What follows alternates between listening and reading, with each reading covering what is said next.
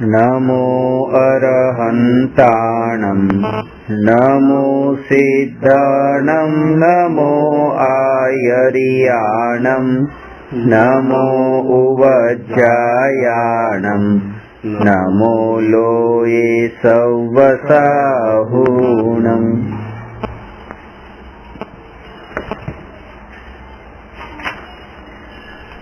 પ્રશ્ન નંબર 135. અસ્તિત્વ ગુણ કોને કહે છે?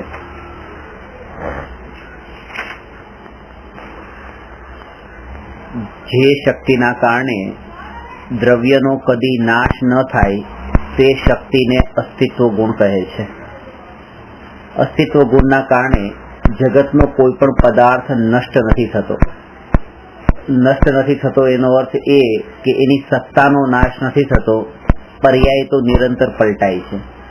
એ પર્યાયના પલટવાથી વસ્તુનો નાશ ન થતો, પણ વસ્તુના જે ગુણો છે, એનું જે દ્રવ્યપણું છે, એ ધ્રુવતાના કારણે વસ્તુ ટકી રહે છે.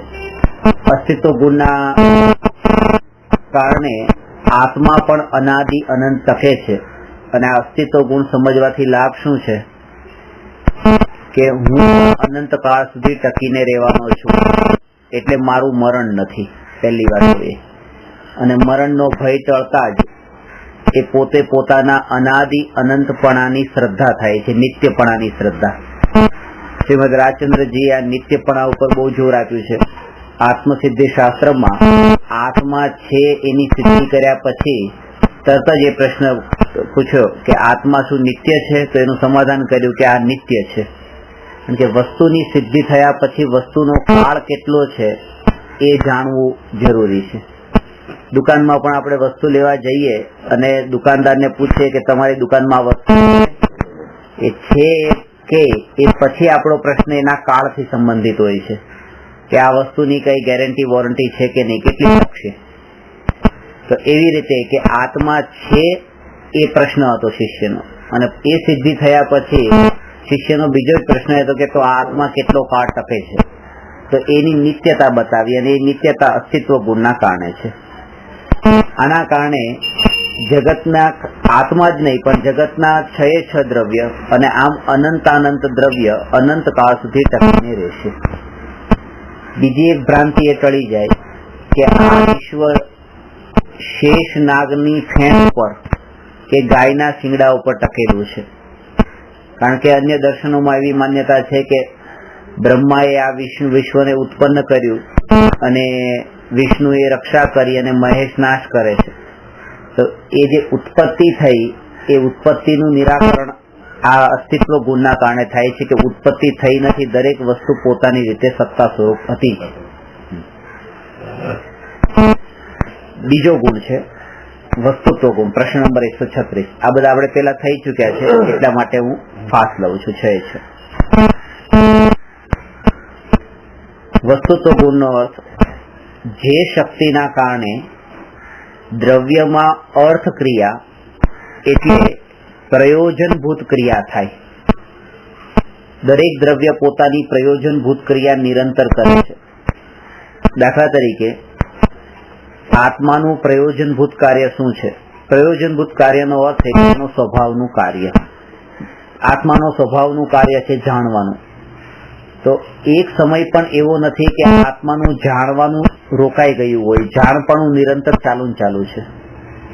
નિગૂઢમાં જાય તો નિગૂઢમાં પણ જાણવું એ નિરંતર ચાલુ છે. અને એ અપેક્ષાએ જેમ સિદ્ધ ભગવાન કેવળ જ્ઞાન પ્રાપ્ત કર્યા પછી નિરંતર જાણે છે, એવી જ રીતે નિગોધનો જીવ પણ કેવળ જ્ઞાન ન હોવા છતાં પણ નિરંતર જાણવાનું જ કામ કરે છે. કારણ કે એનામાં વસ્તુ નામનો ગુણ છે. એ વસ્તુ અલગ છે કે એ જાણપણાની એને શ્રદ્ધા નથી કે હું આ જાણનાર છું, પણ જાણવાનું કાર્ય તો નિરંતર થઈ રહ્યું છે. આપણામાં પણ 2 કાર્ય થઈ રહ્યા છે. નિગોધમાં પણ એ 2 કાર્ય થઈ રહ્યા છે. સિદ્ધ ભગવાનમાં એક જ કાર્ય થઈ રહ્યું છે. આપણામાં જાણવાની સાથે સાથે રાગ દ્વેષનું પણ કાર્ય થઈ રહ્યું છે. નિગોધના જીવમાં જાણવા સાથે રાગ દ્વેષનું કાર્ય થઈ રહ્યું છે, અને સિદ્ધ ભગવાનને માત્ર જાણવું થઈ રહ્યું છે, રાગ દ્વેષનું કાર્ય નથી. એટલે જે નિર્ધૂમ પ્રકાશ હોય આ દીપકની અંદર આગ તો હોય અને એના કારણે પ્રકાશ પણ હોય, પણ ધુમાડો ન હોય. અને એક દીપક એવો છે કે જેમાં આગ છે ને એના પ્રકાશ પણ છે ને ધુમાડો પણ છે. તો આપણું જે કામ અત્યારે ચાલી રહ્યું છે એ પ્રકાશ અને ધુમાડા સાથેનું કામ ચાલી રહ્યું છે, કે જેમાં જ્ઞાન પણ છે અને રાગ દ્વેષનો ધુમાડો પણ છે. અને સિદ્ધ ભગવાનને જે કાર્ય ચાલે છે એ એકલું ખાલી પ્રકાશનું જ્ઞાનનું જ કાર્ય ચાલે છે, કે ધુમાડા વાળું કાર્ય નથી, રાગ દ્વેષનું કાર્ય નથી. જે જ્ઞાન એ આત્માનું પ્રયોજનભૂતનો બીજો અર્થ છે અર્થ ક્રિયા. પ્રયોજનભૂત કાર્ય એટલે અર્થ ક્રિયા. એ અર્થ ક્રિયા નિરંતર કરે છે. પૂતગલ પોતાના સ્પર્શ રસ ગંધવર્ણ રૂપે પરિણમે છે, એ એનું પ્રયોજનભૂત કાર્ય છે. જે દ્રવ્યની જે પરિભાષા છે એ પરિભાષા અનુસારે એને પરિણમવું એ એનું પ્રયોજનભૂત કાર્ય છે. ત્રીજો ગુણ છે પ્રશ્ન નંબર 137, દ્રવ્યત્વ ગુણ કોને કહે છે? જે શક્તિના કારણે દ્રવ્યની અવસ્થા નિરંતર પલટાતી રહે તે શક્તિને દ્રવ્યત્વ ગુણ કહે છે. એટલે કે દ્રવ્ય એવું નું એવું ન રહે, કુટસ્થ ન રહે. જો દ્રવ્યત્વ ગુણ ન હોય, એટલે કે દ્રવ્યમાં પરિણમન કરવાની શક્તિ ન હોય, તો કોઈ જીવ સંસારીથી મુક્ત ન થઈ શકે, અજ્ઞાનીથી જ્ઞાની ન થઈ શકે, રાગીથી વિતરાગી ન થઈ શકે, દુઃખીથી સુખી ન થઈ શકે, બાળકથી વૃદ્ધ ન થઈ શકે. એવી રીતે પર્યાયથી એમાં પલટાવ જ ન આવે જો દ્રવ્યત્વ ગુણ ન હોય તો. એટલે દરેક વસ્તુના અંદર, દરેક દ્રવ્યમાં આ દ્રવ્યત્વ નામનો ગુણ છે, કે જેના કારણે એ દ્રવ્ય નિરંતર પલટાતું રહે છે. અને એ પલટાવ જે છે એનો જો સ્વીકાર થાય તો નવીનતા ન લાગે. એટલે દ્રવ્યના જે બે અંશો છે એની એક તો એની ધ્રુવતા ટકીને રહી, તો એ ધ્રુવતાને એક સ્વભાવ જાણવો, અને એક આનો બદલાવ વાળો સ્વભાવ જાણવો. શાસ્ત્રોમાં એને, શાસ્ત્રની પરિભાષામાં બે સ્વભાવ કીધા છે. જે એનો ટકી રહેવા વાળો સ્વભાવ છે એ સ્વભાવનું નામ છે દ્રવ્ય સ્વભાવ, અને જે નિરંતર પલટાવવા વાળો જે સ્વભાવ છે એ સ્વભાવનું નામ છે પર્યાય સ્વભાવ. આ રીતે દ્રવ્ય સ્વભાવ, પર્યાય સ્વભાવ નામનું પુસ્તક પણ છે, કે પર્યાય પલટાવવું એ વસ્તુનો સ્વભાવ છે. ત્રણ વાત થઈ: અસ્તિત્વ ગુણ, વસ્તુત્વ ગુણ અને દ્રવ્યત્વ ગુણ. આ ત્રણ ગુણ આદિનાથ ભગવાન હતા ત્યારે હું હતો એ અસ્તિત્વ ગુણના કારણે સિદ્ધ થાય છે, કે મારું અસ્તિત્વ ત્યારે પણ હતું. આદિનાથ ભગવાન હતા ત્યારે પણ હું જાણતો હતો, અને અત્યારે પણ હું જાણું છું. નિરંતર જાણવાનું મારું કાર્ય ચાલુ છે. એ વસ્તુત્વ ગુણના કારણે સિદ્ધ થાય છે. આદિનાથ ભગવાન હતા ત્યારે હું જે રૂપે જાણતો હતો, જે વસ્તુને જાણતો હતો, એ વસ્તુને અત્યારે નથી જાણતો. અત્યારે કંઈક નવીનતા આવી છે, પર્યાયમાં ઓછું વધતું પણ થયું છે. તો એ જે છે એ જેના કારણે, એ દ્રવ્યત્વ ગુણના કારણે. આ ત્રણ વાત ખ્યાલમાં આવી. આદિનાથ ભગવાન હતા ત્યારે હું હતો. બીજું, આદિનાથ ભગવાન હતા ત્યારે પણ હું જાણતો હતો અને અત્યારે પણ જાણું છું, આ અર્થક્રિયા, પ્રયોજનભૂત કાર્ય. અને ત્રીજું, કે ત્યારે જે વસ્તુને જાણતો હતો એ વસ્તુને અત્યારે નથી જાણતો, અત્યારે કંઈક નવીનતા છે. એટલે ઓછું થયું હોય એવું બની શકે, વધ્યું હોય એવું પણ બની શકે, પણ એમાં નવીનતા તો આવી છે. ખાલી વધવાનું નામ નવીનતા નથી, ઘટવાનું નામ પણ નવીનતા છે, ડિફરન્સ છે બસ પર્યાયના અંદર. એ રીતે, કારણ કે 11 અંગ અને 9 પૂર્વનું જ્ઞાન, આ એક. અને બીજું, અક્ષરના અનંતમાં ભાગનું જ્ઞાન. જ્યારે દ્રવ્યલિંગી મુનિ મિથ્યા દ્રષ્ટિ 11 અંગ અને 9 પૂર્વનું જ્ઞાન હોય, સમ્યક દર્શન નથી પ્રગટ થયું. શાસ્ત્રો બધા યાદ છે. 11 અંગ 9 પૂર્વ એટલે જિનેન્દ્ર ભગવાનની દિવ્ય ધ્વનિ જે 12 અંગમાં વિભાજિત થઈ છે, એમાંથી 11 અંગનું તો જ્ઞાન છે. અને 14 પૂર્વ છે, તો એમાંથી 11 પૂર્વનું તો જ્ઞાન છે. તેમ છતાંય તે એ સમ્યક દર્શન પામતા નથી અને મરણ પામીને 9મા ગ્રૈવિકમાં જન્મ લે છે, દેવગતિ. હવે 9મા ગ્રૈવિકના અંદર ત્યાં 31 સાગરોપમ વર્ષનું આયુષ્ય છે. 31 સાગરોપમ વર્ષનું આયુષ્ય ભોગવીને મરીને સિદ્ધાર્થની ગોદમાં જાય. હવે કહેવાનો અર્થ એ કે આ એક જ્ઞાન અહીંયા આટલું જ્ઞાન હતું અને પછી ભવિષ્યના અંદર નિગોદમાં તો અક્ષરના અનંતમાં ભાગનું જ્ઞાન થઈ ગયું. એટલે આ જ્ઞાનની જે પર્યાય છે એ પર્યાયમાં ખાલી વધારો થતો એમ નહીં, વધારામાંથી ઘટાડો પણ થાય છે. આ રીતે આટલો મોટો ડિફરન્સ પડી જાય છે આ એક જ ભોગ વચ્ચે આવે એના અંદર. દેવગતિના અંદર, દેવગતિમાં તો 3 જ્ઞાન છે, મનુષ્ય ગતિથી પણ વધારે. મતિ, શ્રુત અને અવધિ 3 જ્ઞાન છે. અને નિગોદના અંદર અક્ષરના અનંતમાં ભાગનું એની સાથે એની લિંક હોય છે કર્મની, કે આયુષ્ય કર્મના ઉદય સાથે જ્ઞાનાવણી કર્મના ઉદયને, વેદની કર્મના ઉદયને, આ બધા કર્મના ઉદયને એક લિંક હોય. જેમ કે જેનું નિગોદનું આયુષ્ય જે ભોગવતો હોય એ જીવને મોહનીય કર્મનો ઉપશમ થાય જ નહીં. હવે એ મોહનીને અને આ આયુ કર્મને, ગોત્ર કર્મને, નામ કર્મને આ બધા અંદર અંદર સંબંધ છે. એવી રીતે જેને સંઘની પંચેન્દ્રિય હોય એને સમ્યક દર્શન થાય. તો સંઘની પંચેન્દ્રિય પણ મળવું એક એ અને એક આ સમ્યક દર્શનની પ્રાપ્તિ થવી, બંને અલગ અલગ વસ્તુ છે. એક શરીરથી રિલેટેડ છે, એક આત્માની પર્યાયથી રિલેટેડ છે, શ્રદ્ધા ગુણથી રિલેટેડ છે. પણ કોઈ તે એવો બંનેનો એવો સંબંધ છે કર્મનો કે દેવગતિના અંદર અનુકૂળતા બધી છે પણ એ છોડી શકતા નથી. નરક ગતિના અંદર પ્રતિકૂળતા છે, છોડવા માટે કઈ છે જ નહીં. જેમ પરિગ્રહ જેને આપણે કહીએ છીએ એ પરિગ્રહ દેવગતિમાં ભરપૂર છે પણ એ છોડી શકતા નથી, અને નરક ગતિના અંદર બિલકુલ નથી છોડવા માટે. તે મનુષ્ય ગતિમાં જેવું છે કે છે અને છોડી શકે છે, અને ત્યાં એટલું અંતર નથી પડતું, ભોગોથી કઈ અંતર નથી. અત્યારે જે આપણે એમ કહીએ કે આ ભૌતિક વસ્તુની દ્રષ્ટિએ આની પાસે આ નાનો ફ્લેટ છે, આની પાસે મોટો ફ્લેટ છે. હવે ત્યાં તો દેવોને તો જે બધા સાથે સાથે છે બધાને બધા ભોગો મળ્યા છે એટલે એનું ઇમ્પોર્ટન્સ નથી. બહારનો વૈભવ તો મળ્યો છે, ખાલી હવે દુઃખ એ વાતનું થાય છે કે જયારે છોડવું પડે છે ત્યારે હું છોડીને જાઉં છું ને આ બધા ભોગવ છે, એનું દુઃખ છે. પણ આ જે વેદનીય કર્મને અને મોહનીય કર્મને એ બધા સાથે સંબંધ છે. હવે જેવું ત્યાં આયુષ્ય પૂરું થયું દેવગતિનું અને મરીને સીધો નિગોદમાં જન્મે, તો આયુ કર્મ પૂરું થતા તે તરત જ જ્ઞાનાવણી કર્મનો પણ ક્ષયોક્ષમ ઓછો થઈ ગયો. આ જ્ઞાનાવણી કર્મ અને આયુ કર્મનો આ સંબંધ.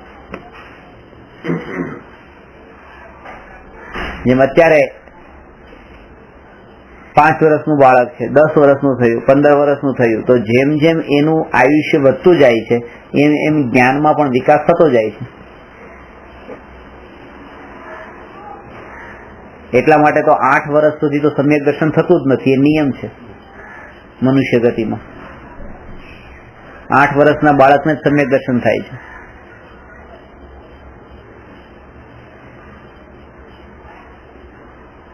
એટલે નિગોદ એક એવી રીતે 4 ગતિના અંદર 5 ઇન્દ્રિયના બધા જીવના અંદર એવું લેવાનું કે 8 કર્મનો એકબીજા સાથેનો સંબંધ છે.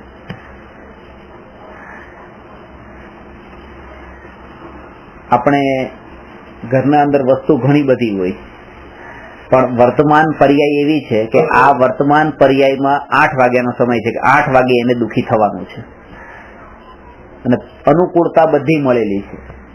તેમ છતાં પણ એનો ઉપયોગ જે છે ને એ ઉપયોગ અનુકૂળ પદાર્થો ઉપર નહીં જાય. એ સમયે ઉપયોગ એને જે પાપના ઉદયથી જે પ્રતિકૂળતા મળી છે એના ઉપર જ ઉપયોગ, એટલે કારણ કે દુઃખી થવાની પર્યાય એની અત્યારે છે. એટલે તો એને ઉપયોગ પણ એવી રીતે જાય. જમવામાં 25 વસ્તુ મળી છે તો 24 વસ્તુ તો બરાબર છે જે પુણ્યના ઉદયથી મળી છે, અને થોડા પાપના ઉદયથી એને માનો દાળમાં મીઠું નથી. તો હવે 8 વાગે એને દુઃખી થવાનું હોય તો 24 વસ્તુ ઉપર એનું ધ્યાન જ ન જાય, એનો ઉપયોગ જ ન જાય. એટલે જીનેન્દ્ર ભગવાનનો ઉપદેશ એ છે કે જેને દુઃખી થવાનું હોય એને કોઈ સુખી ન કરી શકે, કારણ કે પોતે પણ એને પોતાને સુખી નથી કરી શકતો. એનો ઉપયોગ, અટેન્શન એનું એના ઉપર જતું જ નથી 24 વસ્તુ ઉપર, વસ્તુ હોવા છતાં પણ.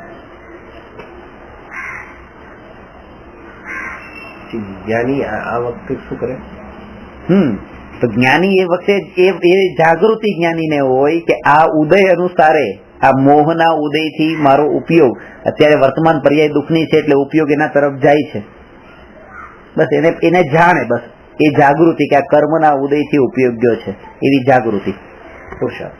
બસ એ જ પુરુષાર્થ. એટલે નવું કર્મ નવા કર્મ ન બાંધે. એટલે અજ્ઞાન ભાવમાં તો એ વખતે ન રહ્યા, જ્ઞાન ભાવમાં રહ્યા. પોતે અંધારામાં નથી રહ્યા, પોતે પ્રકાશમાં રહ્યા છે. ખબર છે કે આ કોના કારણે આવું થઈ રહ્યું છે. બસ આટલી જાગૃતિ એ પણ બહુ મોટી વાત છે. ક્રોધના કાળે પણ ક્રોધ ઉદય અનુસારે આવ્યો છે અને હું ક્રોધ નથી પાછો. બે વાત. ઔદયિક ભાવ એ ક્રોધ એ ઔદયિક ભાવ છે અને હું એ ક્રોધ નથી, હું ઔદયિક ભાવ નથી, હું પારિણામિક ભાવ છું.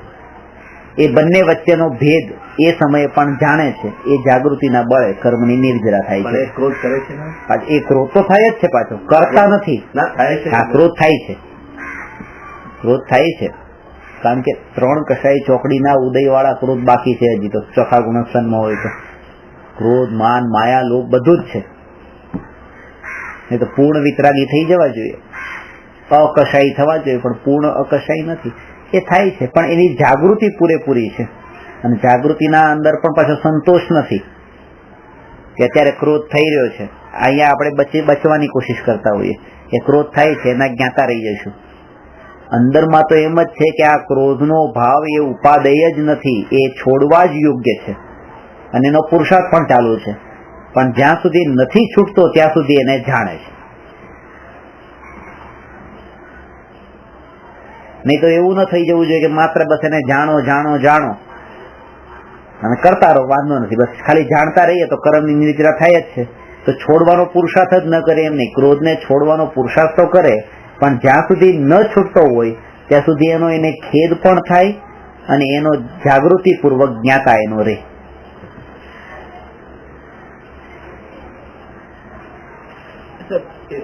બે ક્વેશ્ચન બે સુધી સાથે છે. એક તો એ જાણે છે કે ક્રોધ નહીં કરવો જોઈએ, મનમાં આમ વિશ્વાસ છે ને છતાં કરી રહ્યો છે. એ યાદ આવે એ પડે તો એ ક્રોધ કેવી રીતે કરશે? યાદ ન આવે એ વખતે એમની પ્રતીતિમાં હોય, અંદર માન્યતામાં એ વાત પડી હોય. માન્યતામાં પડી યાદ તો એ ક્રોધ કરશે યાદ આવશે? ના, એ વખતે એવું જરૂરી નથી કે યાદ પણ આવે. એ વખતે ઉપયોગ તો એક સમયમાં એક જ જગ્યાએ રહે છે. સામે યુદ્ધ લડે છે તો શત્રુને મારવા માટે જયારે ઉપયોગ જાય છે, જયારે ઉપયોગ ભલે ત્યાં હોય પણ પ્રતીતિમાં એ છે કે આ છોડવા યોગ્ય છે. એ પ્રતીતિ અને ઉપયોગ એ બે વસ્તુમાં અંતર સમજવું.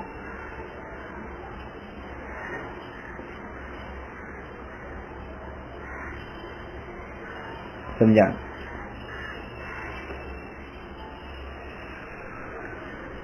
જે વસ્તુ આપણો ઉપયોગ એના તરફ છે, આ વ્યવહાર પૂરેપૂરો છે, પણ અંદરની માન્યતા એ વિચારમાં પણ ન હોય, વિચારમાં પણ ન આવતું હોય, પણ અંદર પ્રતીતિમાં પડ્યું હોય. બેંકમાં કેશિયર આમ પૈસા ગણતો હોય તો એને વિચાર વારંવાર નથી આવતો આ મારા નથી એવો વિચાર આવતો જ નથી. ત્યાં તો અટેન્શન ત્યાં જ છે પૂરેપૂરું, 1, 2, 3 એવી રીતે પૂરું ધ્યાન છે, પણ ત્યાં માન્યતા એવી છે કે મારા નથી, એનો વિચાર નથી આવતો એને. અને ક્યારેક આવી પણ જાય અને આવવો જ જોઈએ. એ વારંવાર જો વિચાર આવશે કે આ ક્રોધ મારું સ્વરૂપ નથી, એ વિચારના બળ ઉપર, એનું નામ તો 12 ભાવના કીધું છે. એ જ્ઞાની પણ 12 ભાવનાનું ચિંતન તો કરે જ છે કે આ બધું ક્ષણિક છે, આ મારું નથી, તો એનું ચિંતન તો કરવાનું જ છે. કારણ કે હજી બીજા કસાય જે 3 કસાય છે એનો અભાવ કરવાનો છે. પણ નિરંતર એના વિચારો ન હોય.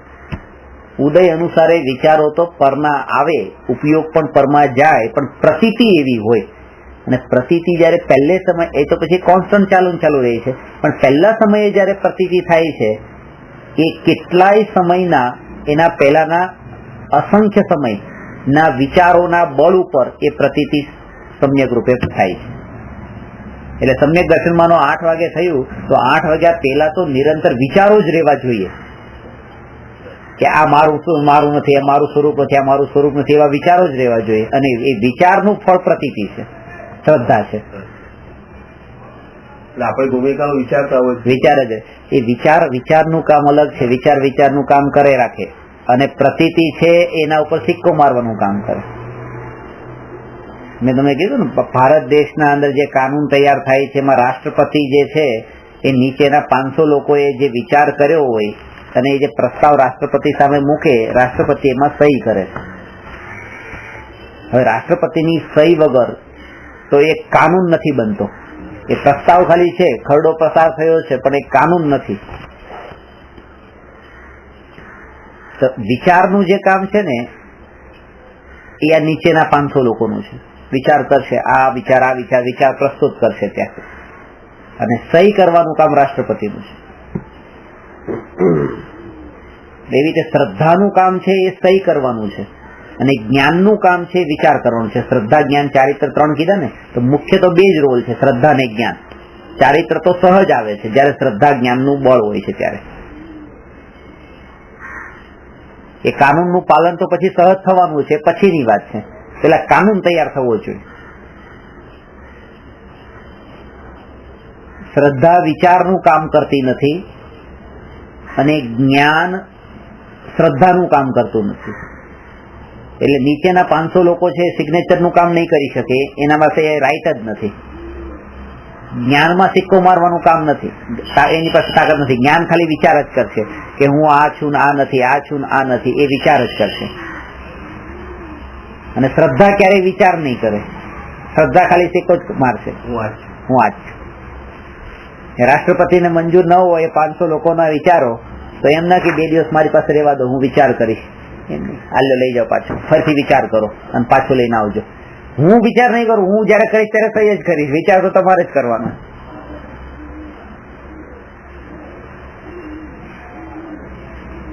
એટલે શ્રદ્ધા જે છે, શ્રદ્ધા તો આંધળી છે. શ્રદ્ધા આંધળી છે, ચાહે જ્ઞાનીની હોય કે અજ્ઞાનીની હોય. કેમ? કારણ કે જ્ઞાનની પર્યાયમાં જે વિચારો ચાલતા હોય છે, શ્રદ્ધા દરેક સમયે એના ઉપર સિક્કો જ મારતી હોય છે. પણ એ વિચાર એવી હદ સુધીના નથી હોતા કે જે શ્રદ્ધા એને સિક્કો મારે એને સમ્યક દર્શન કહેવાય. એટલે કે જ્ઞાનના અંદર જે વિચારો ચાલતા હોય છે વિકલ્પ પૂર્વકના હોય છે, વિકલ્પો વાળા હોય છે, નિર્વિકલ્પ દશા નથી હોતી. જો જ્ઞાનની પર્યાયમાં જાણ્યું કે હું જ્ઞાન સ્વભાવી આત્મા, દર્શન સ્વભાવી આત્મા, સુખ સ્વભાવી આત્મા. તો જ્યારે જ્ઞાન સ્વભાવી આત્મા કીધું ત્યારે શ્રદ્ધા ગુણની પર્યાય એના અંદર આમ સિક્કો માર્યો. એ જ સમયે હું જ્ઞાન સ્વભાવી આત્મા, પણ સમ્યક દર્શન નથી. કારણ કે ભેદવાળા આત્મામાં એકત્વ કર્યું. હવે બીજા સમયે જ્ઞાને એમ જાણ્યું કે હું દર્શન સ્વભાવી આત્મા, શ્રદ્ધાએ ત્યારે એ જ સમય સિક્કો માર્યો, પણ સમ્યક દર્શન ન થયું. કારણ કે ભેદવાળા આત્માના અંદર શ્રદ્ધા થઈ છે.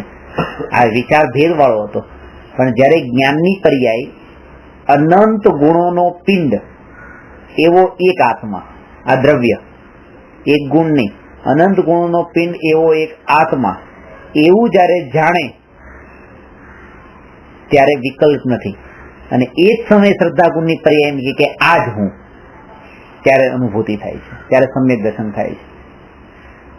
એટલે નિર્વિકલ્પ દશાના અંદર તો અનંત ગુણો જે છે, અનંત ગુણોનો અભેદ એવો જ્ઞાયક એ જ્ઞાનની પર્યાયમાં જણાય, અને એ જ સમયે શ્રદ્ધા ગુણની પર્યાય એના અંદર એકત્વ કરે. અભેદ મુખ્ય છે, એક ગુણ નહીં તો વિકલ્પ થાય છે. વિકલ્પ બેના પણ ભેદ ન હોવા જોઈએ. અનંત અને અનંત ગુણોથી આપણે જોઈએ તો અનંત ભેદ પડે, પ્રદેશોથી જોઈએ તો અસંખ્ય ભેદ પડે, કારણ કે અસંખ્ય પ્રદેશ છે અને અનંત ગુણો છે.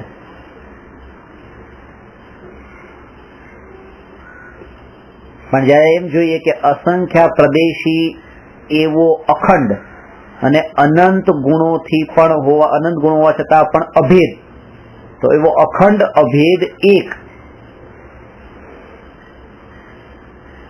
નિત્ય દ્રવ્ય, ક્ષેત્ર, કાળ ને ભાવ.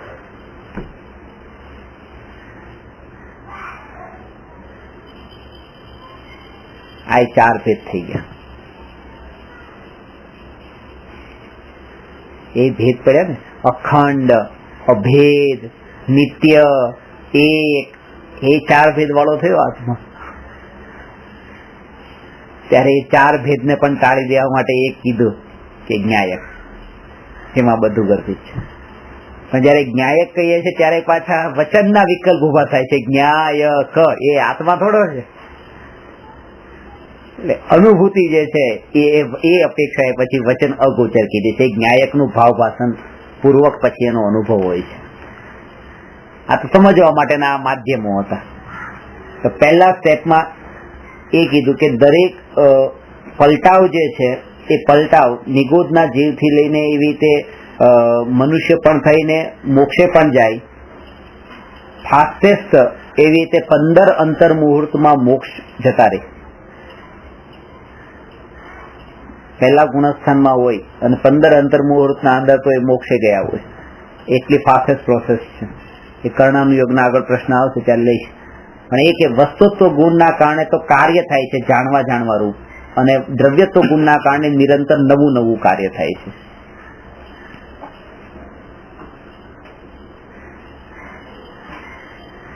પ્રશ્ન નંબર 138, પ્રમેયત્વ ગુણ કોને કહે છે? જે શક્તિના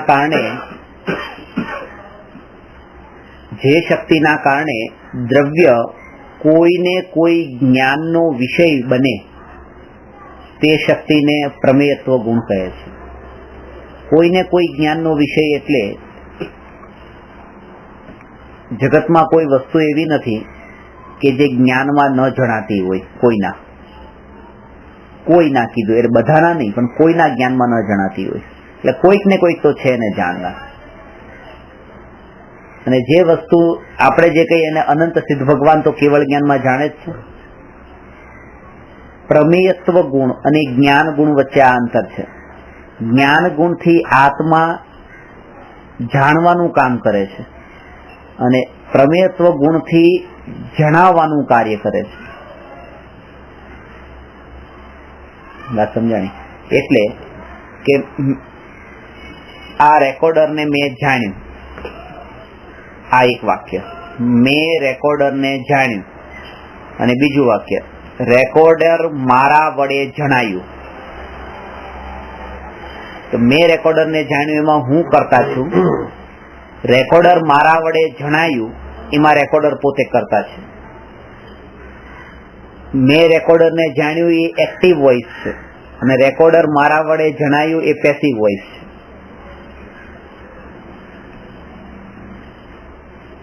તો હું એને જાણું છું એ જ્ઞાન ગુણથી જાણું છું, મારા જ્ઞાન સ્વભાવથી જાણું છું. અને એ મારા જ્ઞાનમાં જણાય છે, એનામાં પ્રમેયત્વ નામનો ગુણ છે એટલે મારા જ્ઞાનમાં જણાય છે. સમજાય? જો એમાં પ્રમેયત્વ નામનો ગુણ ન હોય તો એ મારા જ્ઞાનમાં જણાઈ શકે નહીં, અને મારામાં જ્ઞાન નામનો ગુણ ન હોય તો હું એને જાણી શકું નહીં. એ આપણા જ્ઞાનમાં જણાય છે, એમાં આપણો શું રોલ? એમાં આપણો કોઈ રોલ નહીં, એમાં એનો જ રોલ, એમાં એની જ તાકાત.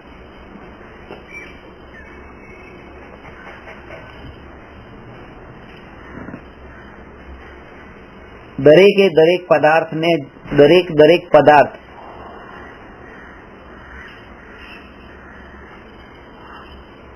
ન્યાયક આત્માને તો જરૂરી જ છે કે એ જ્ઞાનમાં જણાવવા માટે એને આત્માની જરૂર પડે, પણ એનામાં પોતાની શક્તિ છે એટલે એના જ્ઞાનમાં જણાય છે.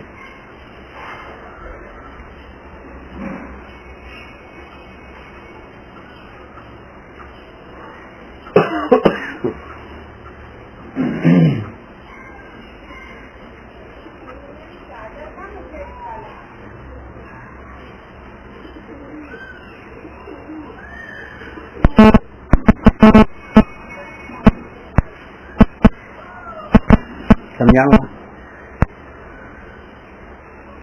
બે ગુણ ભેગા થાય છે. વસ્તુ તો ગુણથી જણાય છે. ના પ્રમેય તો ગુણથી જણાય છે અને વસ્તુ તો જાણે છે. જ્ઞાન ગુણ છે, જ્ઞાન ગુણ. એનો જે જાણવાનું પ્રયોજનભૂત કાર્ય છે એનું બંને અલગ અલગ છે. વસ્તુત્વ એટલે જ્ઞાન ગુણ જે છે એ તો જીવ દ્રવ્યમાં છે અને પ્રમેયત્વ ગુણ છે એ દ્રવ્યમાં છે, કે સામાન્ય ગુણ.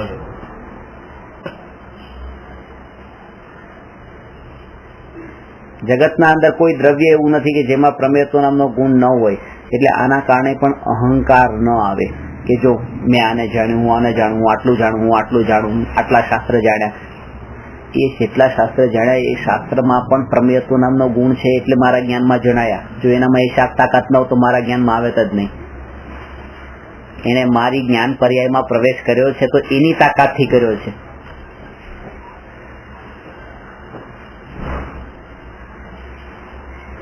ત્યારે કોઈ અરૂપી વસ્તુ હોય એ નથી જણાતી, તો આપણે નથી જણાતી. બાકી કેવલ જ્ઞાનમાં તો જણાય છે, એનામાં તો તાકાત છે. અને ખરેખર તો એ અરૂપી વસ્તુમાં જ્ઞાનમાં જણાવવાની તાકાત છે. એટલે શું કે તમારા આત્મામાં અરૂપીને જાણવાની તાકાત છે પાછી. અત્યારે તમે એટલે તો જણાય ને, તો કેવી રીતે જણાય? પ્રમેય ગુણ છે આત્મામાં. આત્મા અરૂપી છે. જળમાં આ જળ બીજા જળને શું જાણે? આમાં પ્રમેયમાં તો બંનેમાં છે, પણ જ્ઞાન ગુણ નથી એટલે જાણી પણ નથી શકતા. જ્ઞાન ગુણ વિશેષ ગુણ છે, પ્રમેયત્વ ગુણ સામાન્ય ગુણ છે.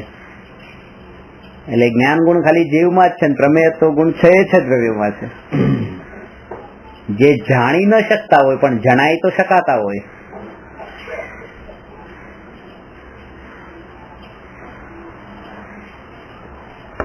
રિફ્લેક્ટ કરવાની શક્તિ છે, રિફ્લેક્ટ કરે.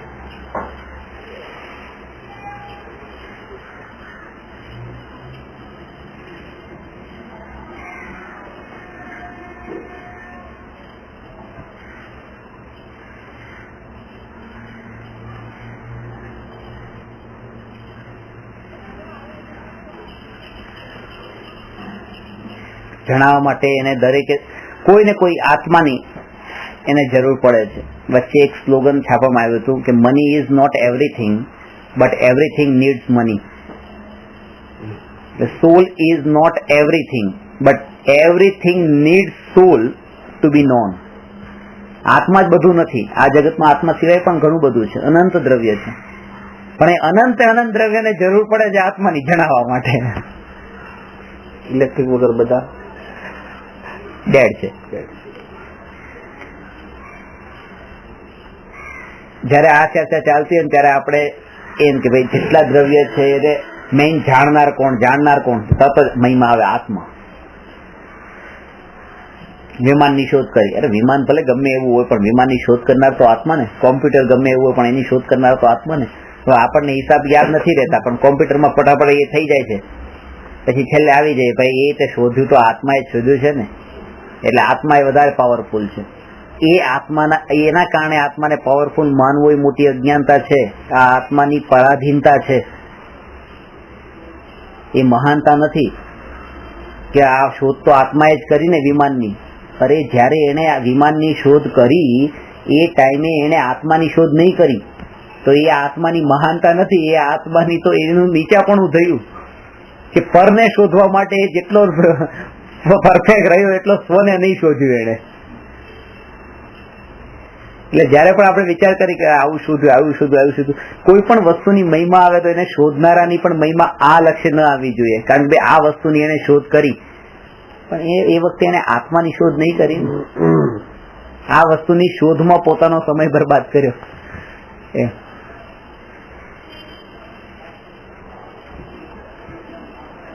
કુનકુંદા જયારે અહીંયા સુધી કે સમયસર લખવાનું જે કાર્યના જે નિશાની છે એ રીતે અમે લખ્યું એટલા ટાઈમ માટે એ નિશાની રહી ગઈ કે અમે એટલા આત્મામાં નતા. એની આ નિશાની છે તો માઇનસ પોઈન્ટ છે સમયસર તો જ્ઞાનીઓનો. હવે વિચાર કરો, આ શુભ નિશાનીને પણ આવી કીધી તો જે પાપના અને ભૌતિક વસ્તુઓના જે સાધનો છે એના કારણે એની શોધ કરનારાની મહિમા કેવી રીતે આવે? આખો દ્રષ્ટિકોણ જ બદલાઈ ગયો હોય. હા, જે ભોગી હોય, વિષય ભોગમાં જે લોલુપી હોય એને તો એની મહિમા આવશે, એની શોધ કરનારાની મહિમા આવશે. પ્રશ્ન નંબર 139, પાંચમો સામાન્ય ગુણ છે. અગુરુ લઘુત્વ ગુણ કોને કહે છે?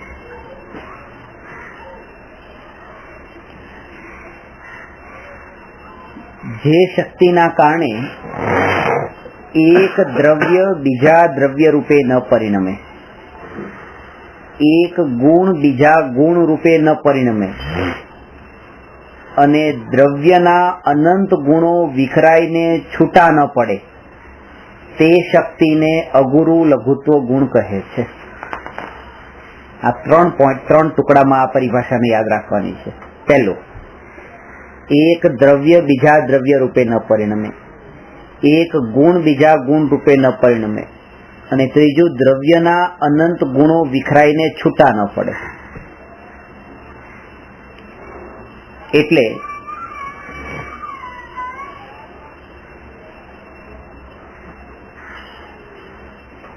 ભારત એક આખો દેશ અને પાકિસ્તાન એક દેશ, તો ભારત પાકિસ્તાનમાં ન મળે, આ પહેલી વાત. બીજું, ગુજરાત રાજસ્થાનમાં ન મળે, ગુજરાત મહારાષ્ટ્રમાં ન મળે અને ત્રીજું, ગુજરાત અને રાજસ્થાન છૂટા પડીને અલગ દેશ ન બની જાય. આજે 3 વાત કરી એવી રીતે જ આ પરિભાષામાં લેવાનું છે. જેમ ભારત પાકિસ્તાન એકબીજામાં ન મળે એટલે એક દ્રવ્ય બીજા દ્રવ્યમાં ન મળે. હવે દ્રવ્યના જે અનંત ગુણો છે એ ગુણો પણ એકબીજામાં ન મળે એટલે ગુજરાત રાજસ્થાન બે એકબીજામાં ન મળી જાય, ગુજરાત મહારાષ્ટ્ર એકબીજામાં ન મળી જાય. અને દ્રવ્યના જે અનંત ગુણો એકબીજામાં મળી તો નથી જતા પણ પાછા બિલકુલ છૂટાઈ નથી પડી જતા કે સ્વતંત્ર થઈ જાય. એટલે ગુજરાત ને રાજસ્થાન ક્યારે એક મળી તો જતા નથી પણ એવું નથી કે પાછું એ જુદા રહીને પાછા પોતે એક અલગ દેશ રૂપે થઈ જતા હોય. રહે છે તો પાછા ભારત જ છે, ભારતના જ અંશો તરીકે રહે છે, એ સ્વતંત્ર નથી બની જતા. એ તો સ્વતંત્ર એ અપેક્ષા એ કીધા, જુદા કીધા એની પણ અપેક્ષા છે, એક કીધા એની પણ અપેક્ષા છે. જુદા કેમ કીધા? કે જુદા એટલા માટે કીધા છે કારણ કે એના કાર્ય અલગ અલગ છે, એના ફંક્શન અલગ છે, એના પ્રદેશો અલગ અલગ છે. અને એક કેમ કીધા? કારણ કે ભલે પ્રદેશો અલગ અલગ હોય તેમ છતાં પણ એ એક જ દેશના પ્રદેશો છે એટલા માટે એ એક છે. તો એક દ્રવ્ય બીજા દ્રવ્યમાં મળી જતું નથી આ અગુરુ લઘુત્વ ગુણના કારણે. અને એટલા માટે સમ્યક દર્શન સહેલું છે કે આત્મા અને શરીર અનાદિકાળથી સાથે રહી છે અને શરીર અને આત્મા એકબીજામાં મળી ગયા હોત તો જુદા કરવા એ બહુ તકલીફ પડે. અત્યારે સમ્યક દર્શન કેમ સહેલું છે? કારણ કે ભેગા થયા જ નથી, જુદા જ છે, ખાલી જુદા જાણવાના છે. જુદા જાણવામાં એટલી તકલીફ નથી પડતી, જુદા કરવામાં તકલીફ પડે છે. એક પ્રેક્ટિકલી જુદું થવાનું અને એક ખાલી જુદું જાણવાનું, બેમાં સહેલું કામ કયું લાગે? પ્રેક્ટિકલી જુદા થવાને મરવું. અત્યારે કોઈ પૂછે કે શરીર ને આત્મા જુદા જાણવા એ તમે પસંદ કરો છો કે મરવાનું પસંદ કરશો? ના ના, અમે પસંદ કરી લઈશું જુદા જાણવાનું. બે દ્રવ્ય એકબીજામાં મળતા નથી પણ જ્ઞાનમાં મળી શકે છે, શ્રદ્ધામાં મળી શકે છે કે આ બે એક થઈ ગયા એવી રીતે. અને એટલા માટે જેને મિથ્યા દર્શન કીધું કે દ્રવ્ય તો બે મળ્યા નથી, શરીર ને આત્મા મળ્યા નથી અને માન્યતામાં એ મળ્યા કે બે મળ્યા. જો હકીકતમાં મળ્યા હોય ને માન્યતા પણ એવી હોય કે મળેલા છે તો સમ્યક દર્શન થઈ ગયું કહેવાય. કારણ કે જેવું હતું એવું માન્યું, પણ જેવું છે એનાથી વિપરીત માને છે એટલા માટે જ એને મિથ્યા દર્શન કહેવાય છે. એક ગુણ બીજા ગુણમાં ન મળે. જાણવાનું કાર્ય જ્ઞાનનું જ છે, માનવાનું કાર્ય શ્રદ્ધાનું જ છે, પરિણમવાનું પરિણતિ રૂપ કાર્ય છે એ ચારિત્રનું જ છે, સુખ દુઃખનો અનુભવ કરવાનું કાર્ય એ સુખ ગુણનું જ છે. એ રીતે દરેક ગુણના કાર્ય છે. તો એક ગુણ બીજા ગુણનું કાર્ય નથી કરી શકતો. નહીં તો શું થાય? અગુરુ લઘુત્વ ગુણ ન હોય તો જે સમયે સમ્યક દર્શન થાય એ જ સમયે મોક્ષ થઈ જાય. આ ચોથા ગુણસ્થાનથી 14મા ગુણસ્થાન સુધીના ભેદ જ ન રહે. કારણ કે શ્રદ્ધા ગુણની પર્યાય 100% શુદ્ધ થઈ ગઈ. હવે શ્રદ્ધા ગુણના કારણે બાકીના બધા ગુણને અસર થઈ જતી હોય તો બધા ગુણ શુદ્ધ થઈ જાય. પછી શ્રદ્ધા સાચી થઈ ગઈ તો બધા ગુણોનું સમ્યક શુદ્ધ પર્યાય પ્રગટ થઈ જવી જોઈએ ચોથા ગુણસ્થાનમાં. પણ વિતરાગતા પ્રગટ થાય 12મા ગુણસ્થાને ચારિત્ર ગુણની પર્યાય. કેવળ જ્ઞાન પ્રગટ થાય 13મા ગુણસ્થાને. તો જે ક્રમ છે એનો અર્થ એ કે એક ગુણ બીજા ગુણનો કરતા નથી, એક ગુણને બીજા ગુણ સાથે સંબંધ નથી.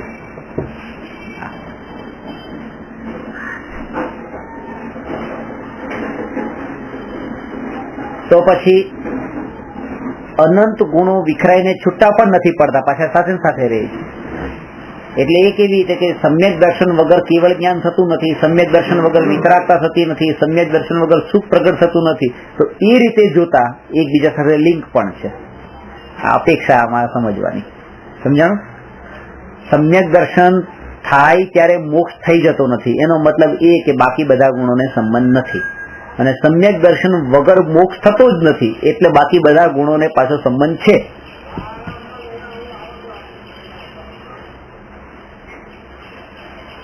સમજાય? આમાં કથનચિત નહીં લાગે. એ જ કથનચિત લાગશે, લાગે જ. અનંત ગુણો સ્વતંત્ર પણ છે અને અનંત ગુણો અભેદ રૂપે પણ છે. વ્યવહારથી ભેદ છે ને નિશ્ચયથી અભેદ છે. જ્યાં વ્યવહાર નિશ્ચય લાગે ત્યાં કથનચિત લાગે. આ ઘર કથનચિત મારું છે ને કથનચિત મારું નથી. એટલે વ્યવહારથી તો મારું છે અને નિશ્ચયથી મારું નથી એ લાગે.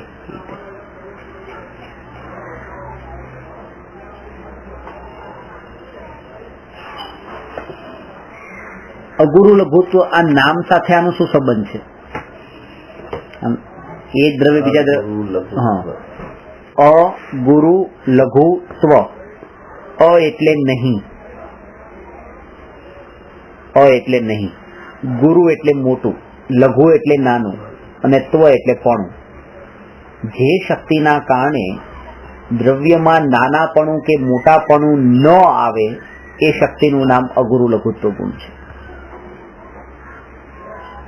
હવે નાનાપણું અને મોટાપણું ન આવવાનો અર્થ શું? ક્રમ કે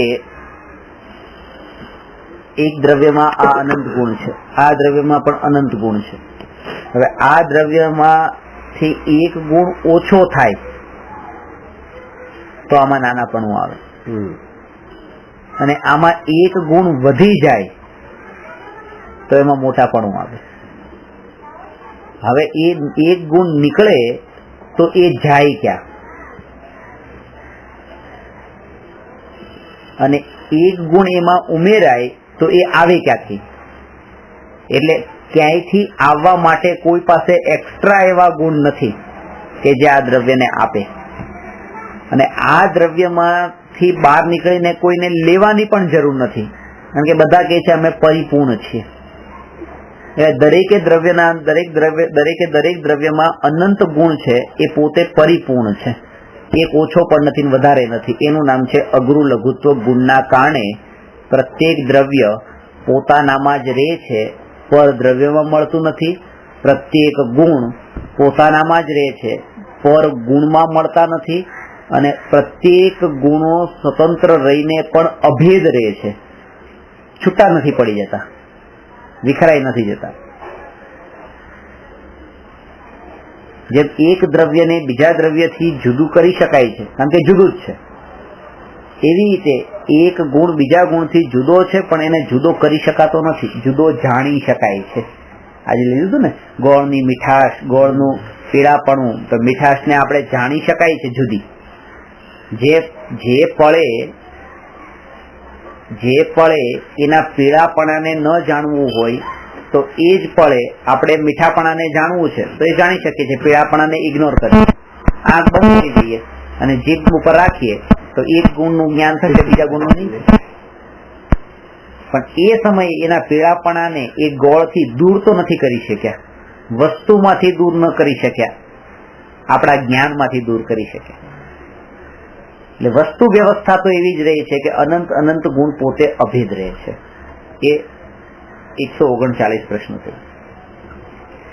140મો પ્રશ્ન છે, પ્રદેશત્વ ગુણ કોને કહે છે?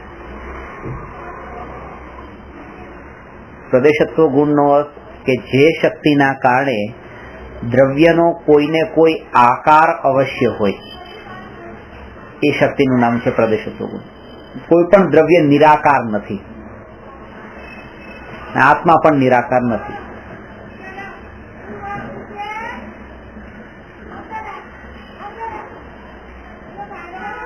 આત્માનો આકાર કેવો છે?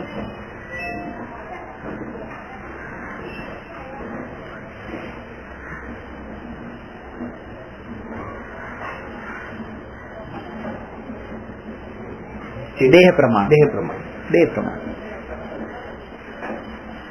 મુક્ત આત્મા અંતિમ દેહથી કિંચિત ન્યૂન. અંતિમ દેહથી કિંચિત ન્યૂન. આત્મા નિરાકાર નથી, કારણ કે આત્મામાં પ્રદેશત્વ નામનો ગુણ છે. ને આત્માને નિરાકાર કહ્યો તો છે કારણ કે આત્માનો આકાર અનુભૂતિનો, આત્માની અનુભૂતિનો વિષય નથી.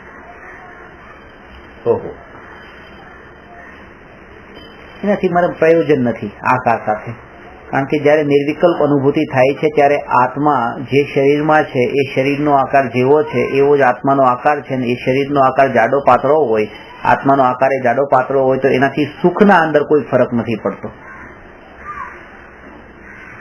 શ્વાસ અંદર જવાથી પેટ બહાર આવે છે, શ્વાસ બહાર આવવાથી પેટ અંદર જાય છે. એના કારણે આત્માના આકારમાં પણ સંકોચ વિસ્તાર સમયે સમયે થાય છે, પણ તોય તે સુખ તો એક સરખું જ રહે છે. જો આકાર સાથે સુખનો સંબંધ હોત તો સિદ્ધ ભગવાનનો તો બધા સિદ્ધ ભગવાનનો આકાર અલગ અલગ છે. અંતિમ શરીર તો બધાનું અલગ અલગ આકારે હતું.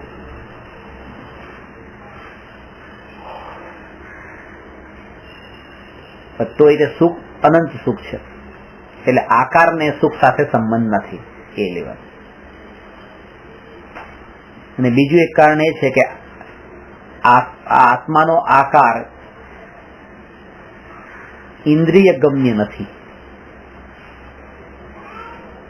આત્માને આપણે ઇન્દ્રિય વડે જાણી શકતા નથી, એટલા માટે પણ આત્માને નિરાકાર કહ્યો છે. આ બધી પૂતગલ વસ્તુઓ જે જોઈએ છે, પૂતગલ વસ્તુઓના આપણે આકારથી જ એને યાદ રાખતા હોઈએ છીએ.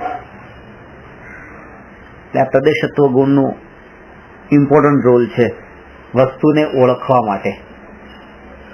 આ રીતે 135 થી 140 સુધી 6 સામાન્ય ગુણ ઉપર ચર્ચા થઈ. હવે આગળ 141મો પ્રશ્ન છે, અસ્તિત્વ ગુણને સમજવાથી શું લાભ થાય? એ આપણે પેલા લીધું. અસ્તિત્વ ગુણમાં પોતાની સત્તાનો નિર્ણય થાય. જે આત્માને માનતા જ નથી અને શરીરને જ આત્મા તરીકે બંને એક જ છે માને છે, એવા મિથ્યા દ્રષ્ટિને આ વાત બતાવી છે. અસ્તિત્વ ગુણને સમજવાથી વસ્તુ છે છે છે છે. પહેલા તો એ ત્યાં આત્મસિદ્ધિમાં તો આત્મા છે બતાવ્યું છે. આત્મા છે, આત્મા છું નથી બતાવ્યું. કારણ કે આત્મા છે એ પછી તો બીજા 5 પદ બાકી છે ભણવાના. એ 5 પદ સમજે પછી એને અનુભવ થાય છે કે એ આત્મા હું છું. પેલા તો ખાલી છે, કોઈ થર્ડ પર્સન આત્મા હશે છે, પણ હું છું એનું નામ અનુભૂતિ છે. ખાલી આત્મા છે એનું નામ અનુભૂતિ નથી. અને હું છું એમાં પણ એકત્વ પૂર્વકની અનુભૂતિ, કે આ જ હું છું એ સિવાય બીજું કઈ નહીં. એમાં જકાર આવવો જોઈએ. હું આત્મા જ છું રાગ દ્વેષના ભાવ અને શરીર, સંયોગી ભાવ અને સંયોગ એ હું નથી એવી પ્રતીતિ, એનું નામ અનુભૂતિ છે. અને એ પહેલા સૌથી શરૂઆત જે થાય છે અસ્તિત્વ ગુણથી થાય છે.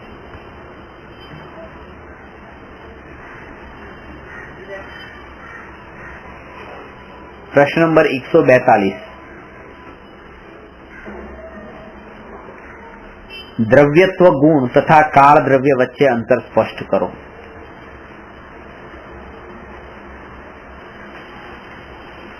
બોલો, તમારું શું કેવું છે આટલું સમજ્યા પછી?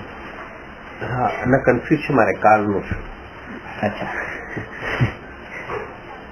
તમે કઈ કહેશો? નો કમેન્ટ. દ્રવ્યત્વ ગુણ ની પરિભાષા શું હતી?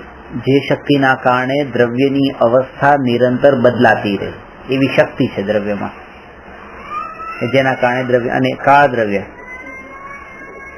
જે જીવાદી દ્રવ્યોના પરિણમનમાં નિમિત્ત બને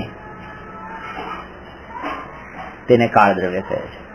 તો સૌથી મોટું અંતર તો એ છે કે દ્રવ્યત્વ એ ગુણ છે અને કાળ એ દ્રવ્ય છે. એ કાલાણું જે છે ને એ કેવી કાલાણું એક કાળ દ્રવ્ય ને કાલાણું છે એ જ ફિઝિકલ છે. બાકી જે આપણે આ સવાર બપોર સાંજ ને એ કહીએ છે એ કોઈ વસ્તુ નથી ને, એ કાળ દ્રવ્ય નથી. એટલા માટે એને કાળ દ્રવ્ય ન માની લો, એટલા માટે એને એક અલગ નામ આપ્યું, વ્યવહાર કાળ. તો આ નિશ્ચય કાળ એટલે નિશ્ચય કાળ એટલે લોકાકાશના પ્રત્યેક પ્રદેશ પર એક એક કાલાણું છે, એવી રીતે અસંખ્ય કાલાણું છે, એનું નામ નિશ્ચય કાળ છે. આ અસંખ્ય કાલાણુઓને નિશ્ચય કાળ કહેવાય. શું કામ છે એનું? અને એનું કામ એ છે કે જેવી રીતે કુંભારનો ચાક ફરતો હોય તો ચાક ફરવામાં જે વચ્ચે સેન્ટરમાં જે ખીલી છે એ ખીલી પોતે ત્યાં સ્થિર છે અને જીવાદી ચાકને ફરવા માટે એ રીતે પરિણમનમાં નિમિત્ત બને છે પોતે ત્યાં રહીને. એવી રીતે લોકાકાશના પ્રત્યેક પ્રદેશ ઉપર સ્થિર એવા કાલાણું પોતે ત્યાં સ્થિર હોય છે, એ હલતા ફરતા નથી, પણ જીવાદી દ્રવ્યોના જે પરિણમન થાય છે એ પરિણમનમાં એ નિમિત્ત બને છે. એ એનું કામ છે, ખીલીનું કામ કરે છે. અને એ ન હોય તો વસ્તુનું પરિણમન જે છે વસ્તુ કુટસ્થ થઈ જાય, સ્થિર થઈ જાય, પલટાવ રહી જ નહીં. હવે તમે એમ કહેશો કે પલટાવ તો દ્રવ્યના અંદર, માનો કે કાળ દ્રવ્ય નથી, કાલાણું નથી અને આ વસ્તુ છે. હવે આ વસ્તુમાં તો દ્રવ્યત્વ નામનો ગુણ છે અને એના કારણે એનું પરિણમન થઈ રહ્યું છે.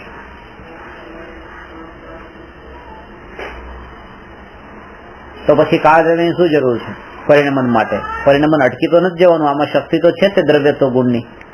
એટલા માટે કે કાર્ય નિમિત્તથી થતું નથી, પણ નિમિત્ત વિના પણ થતું નથી.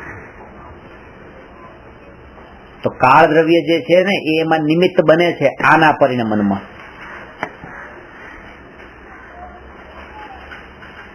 અને એનું પોતાનું સ્વતંત્ર કાર્ય છે કાળ દ્રવ્યનું. જેવી રીતે દરેકે દરેક જીવ અને પૂતગલમાં ક્રિયાવતી નામનો ગુણ છે, એનામાં તાકાત છે એટલે એ ગમન કરે છે. પણ તેમ છતાંય તે ધર્માસ્તિકાયનું નિમિત્ત તો હોય જ છે પાછું ગતિ કરવામાં. તો આ પલટાવામાં એ પેલું મુવમેન્ટ અને આ ચેન્જીસ એટલે જે પર્યાય પલટાય છે એ સુખાથી લીલું થાય, આમાં કાલાણુંનો રોલ છે. એ કાલાણું એમાં નિમિત્ત દરેકે દરેક પર્યાયમાં બહુ મોટો રોલ છે. ટાઈમ વીત્યો એટલે એ ટાઈમ પલટાયો એ વ્યવહાર કાળ કીધો છે. એનાથી મેઝરમેન્ટ થયું કે ભાઈ આ કેટલી જૂની વસ્તુ, આ 2 વર્ષ જૂની, 3 વર્ષ જૂની, કારણ કે કેટલો પલટાવ થયો એના અંદર, કેટલા ટાઈમનો પલટાવ. તો આપણે જ્ઞાન ગુણમાં જે પર્યાય પલટાય છે એમાં કાલાણું નિમિત્ત છે. પલટાવ દરેકે દરેક પર્યાય જયારે સિદ્ધાંત આ બતાવ્યો એટલે હવે તો યાદ જ રાખી લેવાનું કે કોઈ પણ પર્યાયનું પરિણમન થાય ત્યારે કાળ દ્રવ્ય એમાં નિમિત્ત હોય. ઇવન અહીંયા સુધી કે જે રીતે આપણે ભણ્યા હતા કે અલોક આકાશમાં પણ પરિણમન થાય, તો અલોક આકાશના પરિણમનમાં પણ કાળ દ્રવ્ય નિમિત્ત બને છે. લોકાકાશના કાળ દ્રવ્ય, લોકાકાશના કાલાણુ પરિણમન થાય છે અલોકાકાશમાં અને નિમિત્ત બને છે લોકાકાશમાં, હોય છે લોકાકાશમાં. અને એવું જરૂરી નથી કે જ્યાં કાર્ય થાય ત્યાં જ નિમિત્તે હોવું જોઈએ. નિમિત્ત ગમે ત્યાં હોય, કાર્ય અહીંયા થતું હોય, નિમિત્ત બીજે હોય. ગુસ્સો તમને અહીંયા આવતો હોય, નિમિત્ત અમેરિકામાં હોય. આપણે અહીંયા સિદ્ધ ભગવાનનું ચિંતન કરીએ, ધ્યાન કરીએ છીએ, આપણને વૈરાગ્ય આવે છે. 5 પરમેશ્વર તો સિદ્ધ ભગવાન તો છે, મોક્ષ છે. અને અહીંયા આપણને નિમિત્ત તો બને છે. નિમિત્ત ગમે એટલા દૂરના પણ બની શકે. અને એટલા માટે લોકોએ દેવી દેવતાની ભક્તિ ચાલુ કરી કે ભલે ચલો અહીંથી દેવી દેવતાની ભક્તિ કરો તો એ ત્યાંથી નિમિત્ત તો બનશે ને. કઈ અહીંયા નહીં આવે તો કઈ નહીં, નિમિત્ત તો બનશે.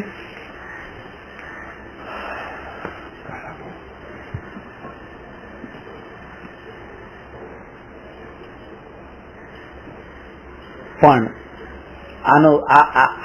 આનો રોલ અનિવાર્ય રૂપે કાર્યની ઉત્પત્તિમાં અનિવાર્ય રૂપે હાજર હોય છે, પણ એટલું બધું ઇમ્પોર્ટન્સ આને આપવાનું નથી. ઇમ્પોર્ટન્સ ઉપાદાનને પણ આ હોય છે, એના વગર પણ કાર્ય નહીં થાય. સત્તાનો સ્વીકાર. હા, સત્તાનો સ્વીકાર. આ કાળ દ્રવ્ય છે, એનું કાર્ય આ છે ને છે જ પાછું. એમ નહીં કે શક્તિ હોય ને એમાં ક્યારેક ન હોય તો એ ચાલી જાય, એમ નથી.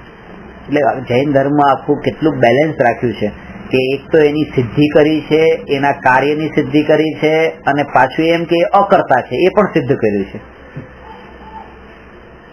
સાચા દેવશાસ્ત્ર ગુરુના નિમિત્ત વિના સમ્યક દર્શન થાય જ નહીં. ગુરુના ઉપદેશ વિના સમ્યક દર્શનની પ્રાપ્તિ થઈ જ ન શકે. નિગોદમાં હોય, નરકમાં પણ હોય તો નરકમાં પણ સમ્યક દર્શનની પ્રાપ્તિ થાય છે. પ્રગટ થાય. હા, 7મા નરકમાં પણ થઈ શકે. થયેલો જીવ ત્યાં જાય તો અરે નહીં, નવું પ્રગટ થઈ શકે 7મા નરકમાં પણ. દેવલોકમાં નથી. અરે દેવલોકમાં થઈ શકે. જયારે જાનવર ને થઈ શકે, ચારે ગતિના અંગની પંચેન્દ્રિય જીવને સમ્યક દર્શનની પ્રાપ્તિનો અધિકાર છે. સંગની પંચેન્દ્રિય પણ જોઈએ, 5 ઇન્દ્રિયને મન જોઈએ. ક્ષેત્ર ક્યાં પણ હોય, ક્ષેત્ર કોઈ પણ હોય. મન વડે વિચાર કરે છે, હું કોણ છું, શરીરથી જુદો છું, હું આત્મા છું, શરીરનો અકર્તા છું. એવું ચિંતન એ વિચારના બળ ઉપર કરે છે, અને વિચાર મનના નિમિત્તથી થાય છે. અને મન સંગની પંચેન્દ્રિયને જ હોય છે. એટલા માટે જે સંગની પંચેન્દ્રિય હોય એને સમ્યક દર્શન થાય. પશુઓને પણ મન હોય. હા, હોય. આ સંગની પંચેન્દ્રિય એ બધા પશુઓને તો નહીં. આ સંગની પંચ જે ભગવાનના સમૂહ શરણમાં જે આવે છે એ બધા સંગની પંચેન્દ્રિય. તો પછી મનુષ્ય અને પશુમાં ફરક શું કીધું? સંયમ મનુષ્યમાં જ છે, પશુઓમાં નહીં. એટલે સમ્યક દર્શન થઈ શકે અને મુનિ પણ ન થઈ શકે.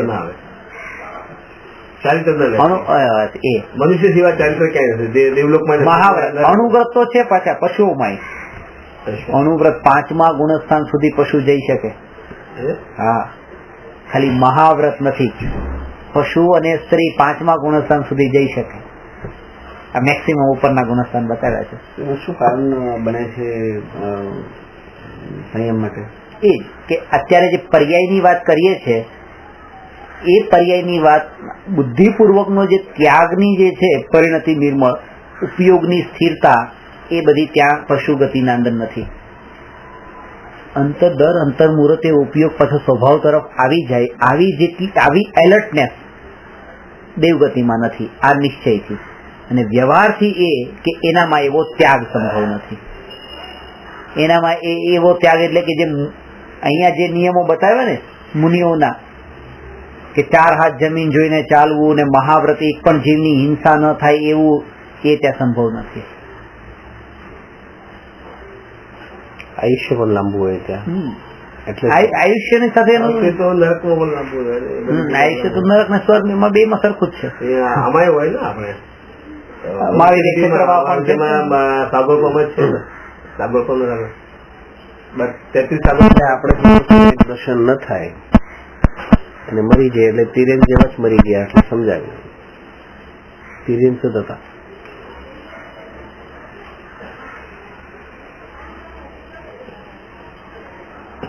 સમ્યક દર્શન થઈ પણ જાય તો બી કઈ નવાઈ નથી. એમાં મુનિપણામાં જાઓ, 6, 7, 8 જાઓ તો એ મનુષ્યનું વાસ્તવિક કાર્ય છે. ચારિત્ર વાસ્તવિક સંયમ મનુષ્ય ચારિત્ર શરીર સાથે ઉપયોગનો આ રીતે સંબંધ એ રહે છે કે ઉપયોગ જેમ કે એકેન્દ્રિય જે છે તો એકેન્દ્રિયને તો ઉપયોગ એવો રહેતો જ નથી, એને તો મન જ નથી. અસંગની પંચેન્દ્રિય સુધી તો મન જ નથી. આ એક તો સંયમને અને આ શરીરને શું સંબંધ? એક આત્માની દશા છે ને એક શરીરની દશા છે. એ સંબંધ છે. જેમ સમ્યક દર્શન માટે કીધું એકેન્દ્રિયને ન થાય, બે ઇન્દ્રિયને ન થાય, તો જેમ સમ્યક દર્શન માટે જેમ શરીરની વાત આવે છે તો મુનિપણા માટે પણ શરીરની વાત આવે અને મોક્ષ માટે પણ શરીરની વાત આવે. ભલે દરેક આત્મા સમાન હોય તો પણ. કેમ? કારણ કે આપણે જે વાત શેની કરીએ છીએ? સમ્યક દર્શન પર્યાય, મુનિ પર્યાય, દેવ કેવળ જ્ઞાન પર્યાય, મોક્ષ પર્યાય. જયારે પર્યાયની વાત કરીએ છીએ ત્યારે પર્યાય વાળો પર્યાયની અપેક્ષાઓ આવશે કે એકેન્દ્રિય પર્યાય, બે ઇન્દ્રિય પર્યાય, એવી પંચેન્દ્રિય પર્યાય, સંઘની પંચેન્દ્રિય પર્યાય. કારણ કે ત્યાં પર્યાયની વાત કરીએ છીએ. અને જો ત્યાં તમે પર્યાયની વાત ન કરતા ખાલી શક્તિની વાત કરતા તો શક્તિથી પછી અહીંયા કોઈ ભેદ નથી. જો ત્યાં સમ્યક દર્શન પ્રગટ કરવાની શક્તિ લો તો પછી અહીંયા પણ એકેન્દ્રિયમાં પણ અને પંચેન્દ્રિયમાં કોઈ ભેદ નથી. પણ કોઈ દેવા ભાવની સાધના કરીને જીવ આવે હોય તો જેમ આપણે અહીંયા 8 વર્ષની ઉંમર મિનિમમ બતાવી, હવે એને તો ગયા વર્ષની તો સાધના જબરદસ્ત કરી છે તો અંતર્મુહૂર્તમાં થઈ જાય સમ્યક દર્શન પશુઓને પણ. એ જો મનુષ્ય હોય, હવે એમાં એવું છે કે જો દેવ હોય, દેવ થાય તો એક ક્ષણે જન્મ લેતા જ એને સીધી એ લબ્ધિઓ બધી પ્રાપ્ત થઈ જાય. નારકી હોય તો પણ એને એક ક્ષણે એ બધી મનુષ્ય હોય તો એને 8 વર્ષની એજ બતાવી છે, એના પછી સમય દર્શન પ્રાપ્ત. તો એમાં શું કારણ ભજવાય છે? પરિપક્વતા. એના અંદર જન્મ, ગર્ભ જન્મ જે છે ને, અંદર સંસ્કારો જે છે એ પૂર્વના સંસ્કારો કાઢવા માટે 8 વર્ષ સુધી તો પૂર્વના સંસ્કારો એને અંદર રહેતા હોય છે, ગયા ભવના મિથ્યાત્વ વાળા. બાકી ગતિમાં આવું નથી, આ મનુષ્ય ગતિમાં જ આવું છે. 8 વર્ષ સુધીનો જ્યાં સુધી નથી થતો ત્યાં સુધી એના અંદર એવી પર્યાપ્તિઓ તો ત્યાં થઈ ગઈ, જન્મ થયો, પણ ગર્ભ જ જન્મ છે ને, જ્યાં ગર્ભ જ જન્મ છે ત્યાં આ રીતે બાદ છે. પશુઓ પણ હવે બીજું કે સમ્યક દર્શન નવું પ્રગટ થવાની અપેક્ષા એ વાત છે. બાકી જો સમ્યક દર્શન હોય અને મરીને પાછો મનુષ્ય બને તો જન્મથી સાથે રહેશે.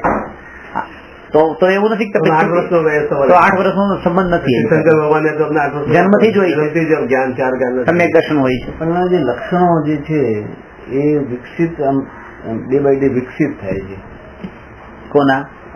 સમ્યક દર્શન લઈને આવેલો હોય ગયા ભાવનું તો પણ માતાના ગર્ભમાં હોય ત્યાં પણ એનું ભેદ જ્ઞાન ચાલુ જ હોય છે, એ હોય છે. અને એના જે લક્ષણો વિકસિત થાય છે ને એ ચારિત્ર, એ બધું ચારિત્ર બહાર દેખાવ જે આવશે બધું ચારિત્રમાં આવશે. અને આ શ્રદ્ધાની વાત આપણે કરીએ છીએ. સમ્યક દર્શન એ શ્રદ્ધા ગુણની પર્યાય છે. એને એકલી શ્રદ્ધા સાથે જ સંબંધ છે, બીજા કોઈ સાથે સંબંધ નથી. એટલે તો કીધું કે યુદ્ધ લડતા હોય તો પછી આટલું ચારિત્ર આવવું છે તો સમ્યક દર્શન કેમ કે સમ્યક દર્શન એટલે શ્રદ્ધા, પછી ત્યાં એને આ ચારિત્ર સાથે લિંક નહીં જોડવાની. પછી માતાના ગર્ભમાં હોય અને ત્યાં પણ એવી રીતે સમ્યક દર્શન સાથે મનુષ્યના એ રીતે નિયમોમાં એ જ છે કે માનો જન્મ થયા પછી મળમૂત્રમાં પણ પડ્યો રહેતો હોય તો પણ એનું સમ્યક દર્શન જે છે શ્રદ્ધાનું બળ જે છે ત્યાં કાયમ છે. પણ નવું પ્રગટ કરવાનું જે છે ત્યારે એના સંસ્કારો જે છે પડેલા એ કાઢવા માટે એનો જ્ઞાનનો વિકાસ, ત્યાં જ્ઞાનની મુખ્યતા છે. દેવ ગતિમાં અને નરક ગતિમાં તો જ્ઞાન સહજ જન્મથી જ એટલું છે વિકસિત. 3 જ્ઞાન તો છે ને, એટલે વિચાર કરવા માટે જેટલું એને જોઈએ એ જ્ઞાનની ક્ષમતા એ 8 વર્ષ સુધીમાં એને થાય છે.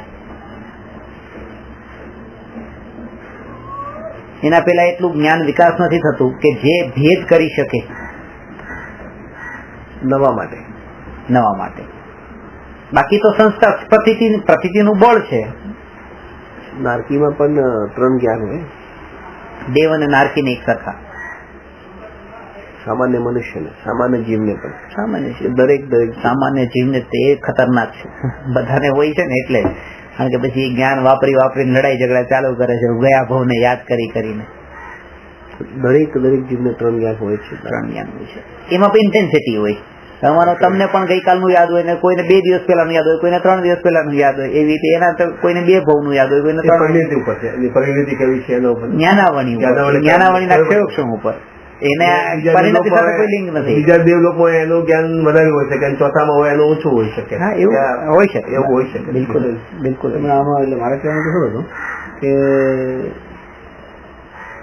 સમય દર્શન લઈને આવ્યો, સાહિત્ય સમજ લઈને આવ્યો અને આ જ ભાવમાં અને મોક્ષ જવાનું. પણ જે શરીરની જે ચેષ્ટાઓ છે ને એ ઉંમર પ્રમાણે, જે બાલ, યુવા અને વૃદ્ધ પ્રમાણે બદલાતી હોય છે. પેલાને જ્ઞાન 70 વર્ષ કરતા બી વધારે છે.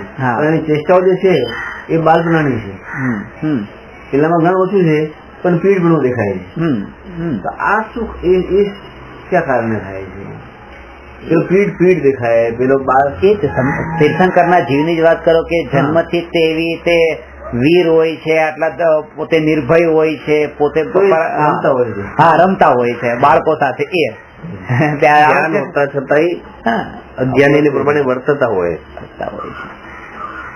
ચારિત્રને એટલે જ તે કીધું ને, ચારિત્રનો એ સંબંધ અને શ્રદ્ધાનો સંબંધ જોડવાનો નહીં.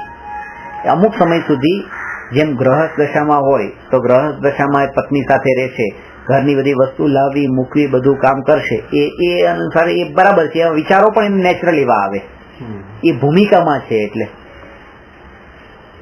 બાળકની ભૂમિકામાં હશે તો એ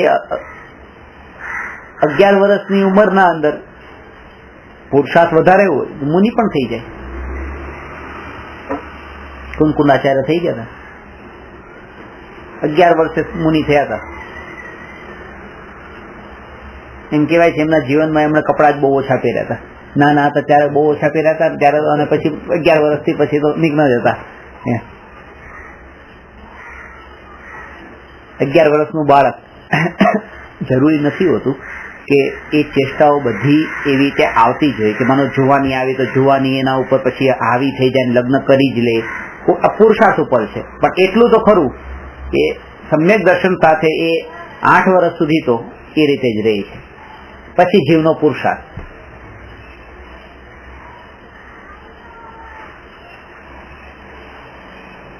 નહીં તો પછી અજ્ઞાની જેવું જ થઈ ગયું. માનો કે બાળપણમાં રમતમાં લાગ્યા, જુવાનીમાં ભોગોમાં લાગ્યા, અને ગટપણના અંદર પછી અડધા મરેલા જેવા થઈ ગયા, મરી ગયા. જેમ છઠાળામાં કીધું, બાલપને મેં જ્ઞાન ન લયો, તરુણ સમય તરુણી રત રહ્યો, અર્ધ મૃતક સમ બુઢાપનો, કેસે રૂપ લખે આપનો. નાના છોકરાઓ કે નાના છે ને અત્યારે, એને ધર્મ કરવાનો ક્યાં ઉંમર છે, એ ટાઈમ આવશે ત્યારે થશે. એક વાર મા બાપ કે 2 વાર કે જવાય છે, એના ઉપર છોડી દો કે એને કરવું હોય તો કરે.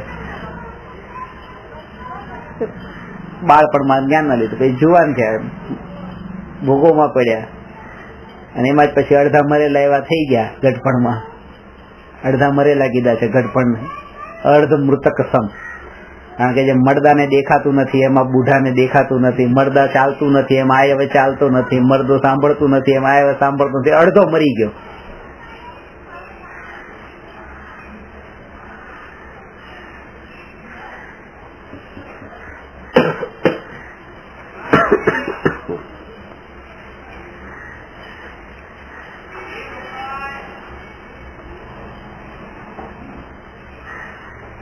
ટોડરમલજીએ કાણા સાઠાની ઉપમા આપી છે.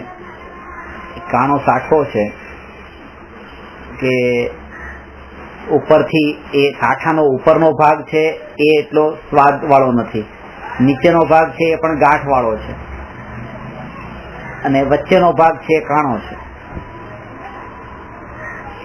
હવે કોઈને આવો સાઠો મળ્યો તો એને ઉપરનો થોડો કાઢ્યો, નીચેનો કાઢ્યો, વચ્ચેનો તો અલગ કર્યો, પછી એમાંથી છોડીને પછી થોડો ખાધો ને ચાખ્યો ને ફીકો સ્વાદ આવ્યો, પણ એને સાઠાને બરબાદ કરી નાખ્યો તોડીને. પણ સમજદાર હોય તો એ શું કરે કે એ ભાગ અલગ કરીને એને રોપી દે, કાણો છે ને ગાંઠને રોપી દે, અને ભવિષ્યમાં પછી જે સારા સાઠા મીઠાશ વાળા ઉત્પન્ન થાય તો એનો પછી પણ ધીરજ જોઈએ એને. તો કે બાળપણ અને બુઢાપો જે છે એ તો આમે ફીકા છે, એમાં તો કઈ નથી. હવે જુવાની છે પણ એ તે પાછી કેટલાય ચિંતા ને રોગ ને બધાથી યુક્ત છે, અને એમાંથી પાછું સુખ લેવાની કોશિશ કરે છે. અને જ્ઞાની છે એ મનુષ્ય જીવનને રૂપી દે છે, તો ભવિષ્યમાં મોક્ષના સુખને મેળવે છે, એને વેડફતા નથી.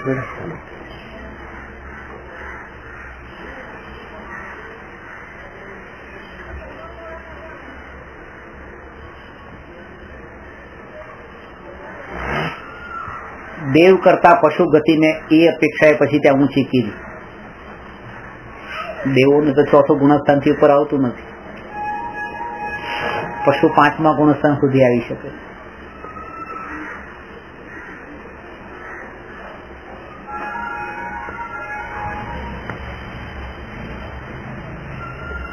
મહાવ્રત સંયમ એ મનુષ્ય ગતિમાં છે.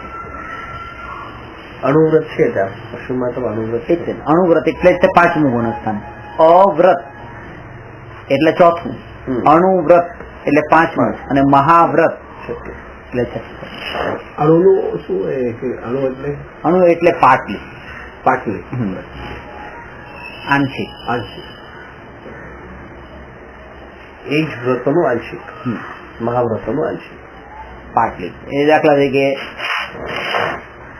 1 ઇન્દ્રિય, 2 ઇન્દ્રિય, 3 ઇન્દ્રિય, 4 ઇન્દ્રિય ને પંચેન્દ્રિય, 5 ઇન્દ્રિયના જીવોનો ઘાત નહીં કરવું એવો નિયમ નથી. બધાનો ઘાત કરવાની છૂટ. તેમ છતાંય સમ્યક દર્શન રે એનું નામ અવિરત, એ 4થું ગુણસ્થાન. 1 ઇન્દ્રિયનો ઘાત કરે, પંચેન્દ્રિયનો ઘાત કરે, અને એકેન્દ્રિય નો ઘાત કરવાનું છૂટ, પણ 2 ઇન્દ્રિય થી 5 ઇન્દ્રિયના ઘાતની છૂટ નહીં. હું આજથી 10 જીવોનો ઘાત નહીં કરું, અને એકેન્દ્રિયનો વગર પ્રયોજને નહીં કરું, એનું નામ અણુવ્રત. હવે આંશિક પાપથી તો છૂટ્યા, પણ જે એકેન્દ્રિયનો ઘાત પોતે તો કરીશ, છૂટ્યા નથી હજી પૂરેપૂરા. અને એકેન્દ્રિયનો પણ ઘાત નહીં, એનું નામ મહાવ્રત. એટલે 5 આ તો અહિંસા મહાવ્રત થયું. એવી રીતે સત્ય હોય, અચૌર્ય હોય, બ્રહ્મચર્ય હોય ને અપરિગ્રહ.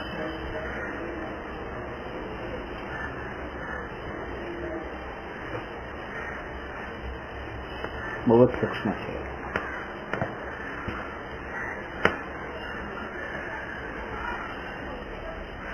દ્રવ્યત્વ ગુણ અને કાળ દ્રવ્ય વચ્ચેનું અંતર સ્પષ્ટ થયું કે દ્રવ્યત્વ ગુણ એ ગુણ છે, કાળ દ્રવ્ય દ્રવ્ય છે. દ્રવ્યત્વ ગુણ એ દ્રવ્યમાં રહેલી એની શક્તિ છે, અને કાળ દ્રવ્ય એક નિમિત્ત માત્ર છે, નિમિત્ત દ્રવ્ય છે. પ્રશ્ન નંબર 143, આત્માની પ્રસિદ્ધિ કોને કહેવાય?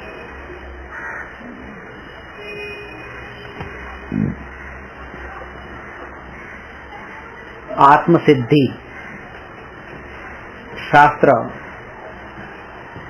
શ્રીમદ રાજચંદ્રજી દ્વારા રચિત અને આત્મખ્યાતિ ટીકા આચાર્ય અમૃતચંદ્ર દ્વારા રચિત સમયસારની ટીકા છે આત્મખ્યાતિ. એમાં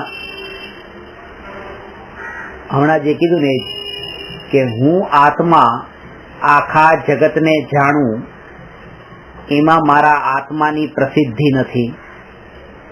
આખું જગત મારા આત્માને જાણે, એમાં મારા આત્માની પ્રસિદ્ધિ નથી.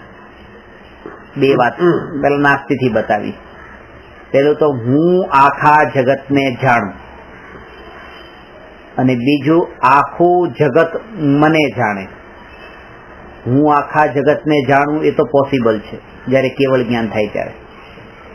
પણ આખું જગત મને જાણે એ તો ક્યારેય પોસિબલ નથી, કારણ કે બધાને તો કેવળ જ્ઞાન થવાનું. આ બંનેના કારણે હું મહાન નથી, એ મારી પ્રસિદ્ધિ નથી. છેલ્લે એ સાર બતાવ્યો કે હું પોતાને જાણું એ આત્માની પ્રસિદ્ધિ છે.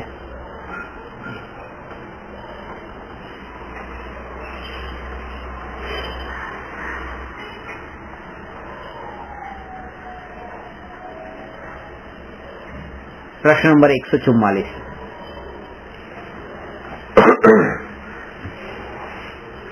તત્સમયની યોગ્યતા એ કયું સમવાય છે?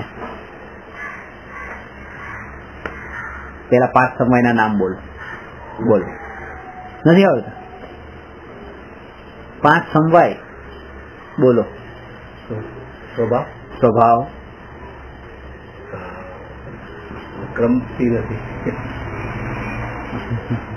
ક્રમથી યાદ નથી. આડાવડા બોલો. બોલો, આડાવડા બોલો. તત્સમયની યોગ્યતા, ભવિતવ્યતા. તત્સમયની યોગ્યતા, ભવિતવ્યતા. તત્સમયની યોગ્યતા સમવાય પૂછ્યો છે. કયું સમવાય છે? સમવાય નું નામ હોય તો પછી આમાં થોડું પૂછ્યું હોય. સ્વભાવ, પુરુષાર્થ, કાળલબ્ધિ, નિમિત્ત, ભવિતવ્યતાના બીજા નામ 2 નામ છે. ભવિતવ્યતા, તત્સમયની યોગ્ય, એ તો એ સમવાય નું નામ નથી. ભવિતવ્યતા, હોનહાર ને નિયતિ. આ બધા એક. હોનહાર, ભવિતવ્યતા, નિયતિ પણ એક જ પર્યાયવાચી. જે જીવની હોનહાર જેવી હોય એવું જ થાય. જેવી હોનહાર, જેવી નિયતિ. તો અહીંયા પ્રશ્ન એ છે, તત્સમયની યોગ્યતા કયું સમવાય છે?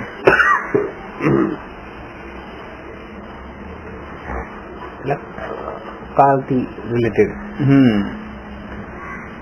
કાળથી રિલેટેડ સમવાય કયું છે? બોલો. તો લખ્યું છે આમાં, ઉત્તર છે અહીંયા. કાળલબ્ધિ. ક્યાં લખ્યું? હા, ઉત્તર વાળી ઉત્તર વાળું છે. કાળલબ્ધિ. સમય આવી ગયો એટલે કાળથી રિલેટેડ થઈ ગયું.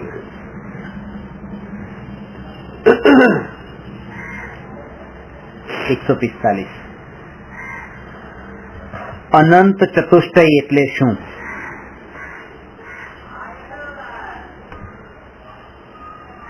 ચતુષ્ટય નો અર્થ છે 4 નો સમૂહ,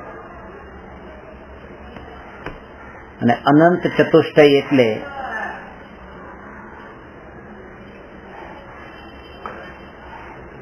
એવી 4 વસ્તુ કે જેના આગળ અનંત શબ્દ લાગી શકે છે. તો એમાં જ્ઞાન, દર્શન, સુખ ને વીર્ય.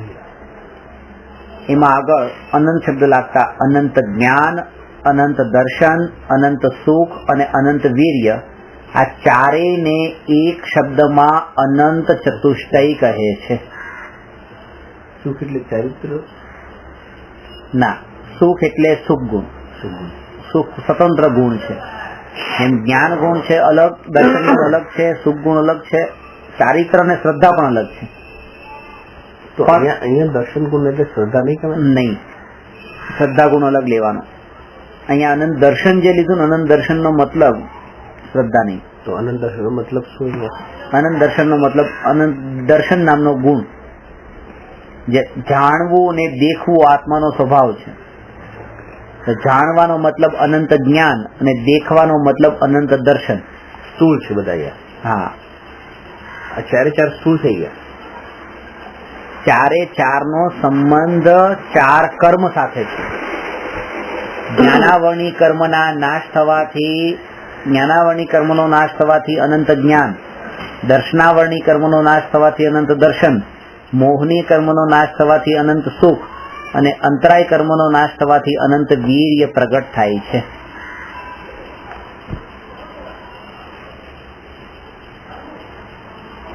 શ્રદ્ધા ગુણ એની અંદર ગર્ભિત છે અને શ્રદ્ધા ગુણ જે છે એ અનંત સુખમાં ગર્ભિત છે.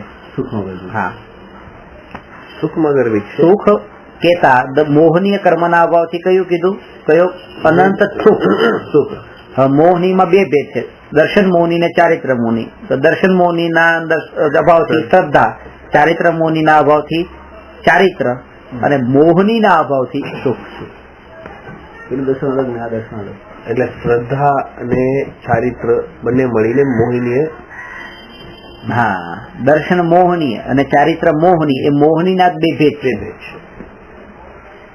દર્શન મોહનીનો શ્રદ્ધા સાથે, ચારિત્ર મોહનીનો ચારિત્ર સાથે સંબંધ છે. તો જ્યારે બંનેના એક સાથે લઈએ મોહનીય, ત્યારે બે નો સંબંધ થઈ ગયો સુખ સાથે.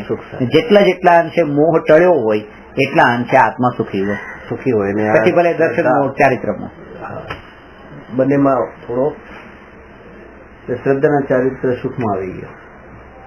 એકમાં જ આવી ગયો. ઇન્ડેક્સ બનાવવું પડશે. થોડું કર્મ કરેલું તો ઈઝી થાય. ડાયાગ્રામથી આગળ આવે છે કર્મના પણ પ્રશ્ન. 400-500 કરશો ને પછી કર્મના પણ આવશે. કર્મની બધી થિયોરી આવી જશે.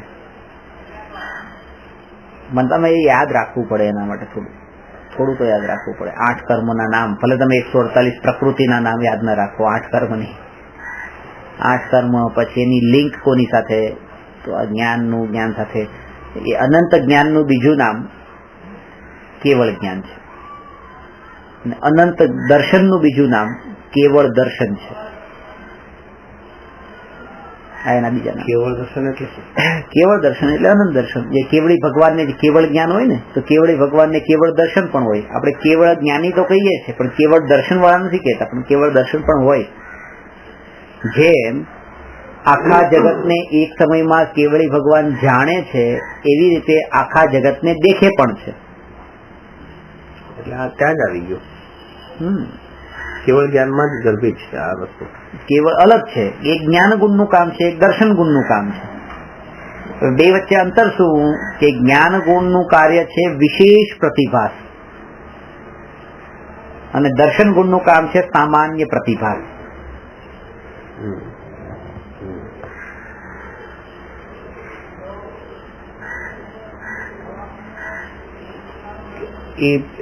આપણે જે જ્ઞાનની અવસ્થામાં આપણે કોઈ પણ વસ્તુનું જ્ઞાન થયા પેલા દર્શન થાય છે ને, કે આમ માનો ગરમ પાણીનું જ્ઞાન થયું, એના પેલા ગરમ પાણીનો સામાન્ય પ્રતિભાસ થયો. પછી મીઠાશનું જ્ઞાન થયું, એના પેલા મીઠાશનો સામાન્ય પ્રતિભાસ થયો. તો અજ્ઞાનીને એટલે છદ્મસ્તને જ્યાં સુધી કેવળ જ્ઞાન નથી થયું, એવા બધા અજ્ઞાનીને જ્ઞાન થયા પેલા દર્શન થાય. દર્શન પહેલા નિયમથી થાય. આગલા સમયે દર્શન ને પછી જ્ઞાન. જયારે કેવળી ભગવાનને દર્શન અને જ્ઞાન બંને એક સમયમાં થાય. ત્યાં સમય ભેદ નથી.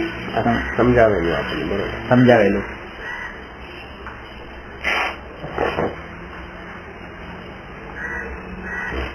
જ્ઞાન આત્માનો સ્વભાવ છે, દર્શન આત્માનો સ્વભાવ છે, અને જ્ઞાન દર્શન એક સમયમાં ન થવા, એક સાથે, એ આત્માનો વિભાવ છે.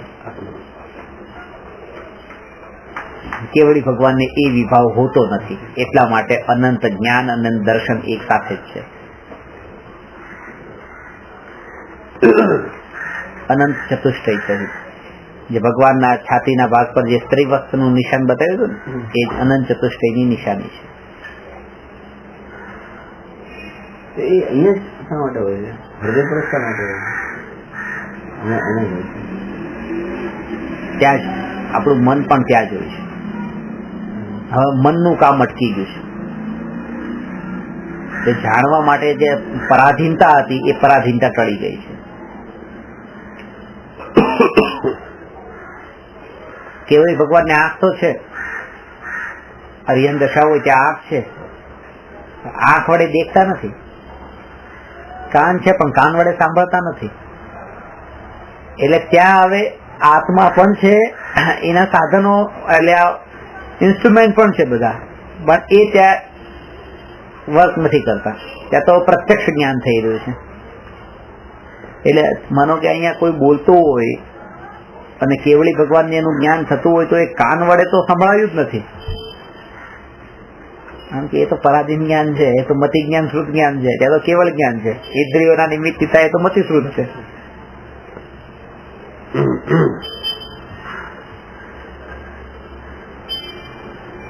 આવું કેવળ જ્ઞાન ક્યારે કેવી રીતે પ્રગટ થાય કે અત્યારે પણ તમે જયારે જાણો છો, આ શબ્દ તમારા કાનમાં પડે છે ત્યારે પણ તમે એમ માનો કે મેં કાનેથી નથી જાણ્યું, મેં મારા જ્ઞાન સ્વભાવથી જ જાણ્યું છે. જે સ્વભાવથી જ જાણ્યું છે એમ માને છે એને એવો સ્વભાવ પ્રગટ થઈ જાય છે. આ કાન વડે હું જાણતો નથી, આ આંખ વડે મને સામેનું દેખાતું નથી, મને મારા જ્ઞાનથી દેખાય છે. એવી જ્ઞાનની મહિમા આવે ને ઇન્દ્રિયો જે માધ્યમો છે એની મહિમા ઘટી જાય. એ જ આત્માની પ્રતીતિ, એ જ આત્માની પ્રતીતિ. જ્ઞાનથી પ્રતીત થાય, જ્ઞાનથી જવું છે, બધું જ્ઞાનથી જણાય છે. એ જ્ઞાનનું એને એટલું મહત્વ આવ્યું. એટલે ખાસ કે આત્મા ઇન્દ્રિયો વડે, આમાં આગળ એક પ્રશ્ન આવશે કે આત્મા ઇન્દ્રિયો વડે જણાતો તો નથી જ, પણ ઇન્દ્રિયો વડે જાણતો પણ નથી. આત્મા મારે ઓળખ હોય તો આંખથી મને નહીં દેખાય, પણ દુનિયાને જોવી હશે તો દુનિયા મને આંખથી નહીં દેખાય.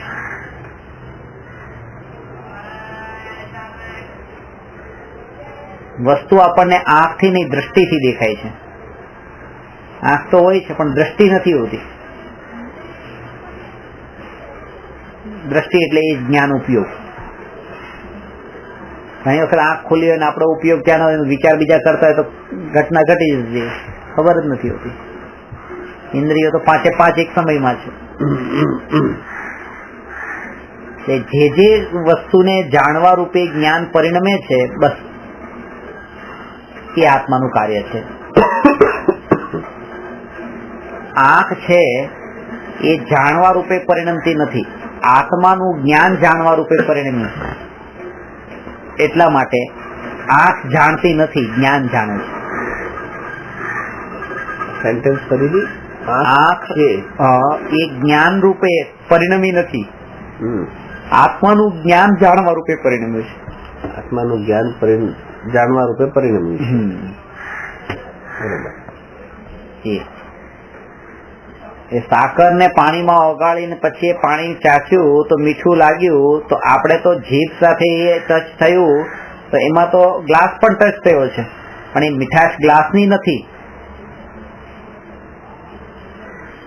કારણ કે સાકર છે એ શરબત રૂપે પરિણમી છે, ગ્લાસ છે શરબત રૂપે નથી પરિણમ્યો. એ માધ્યમ છે, એ હોય એના વગર પણ નહીં હોય, એ શરબત ત્યાં સુધી પહોંચશે જ નહીં. પણ એ સ્વાદ જે છે, સ્વાદનો ભેદ હોવો જોઈએ કે આ સ્વાદ શરબતનો છે, ગ્લાસનો નહીં.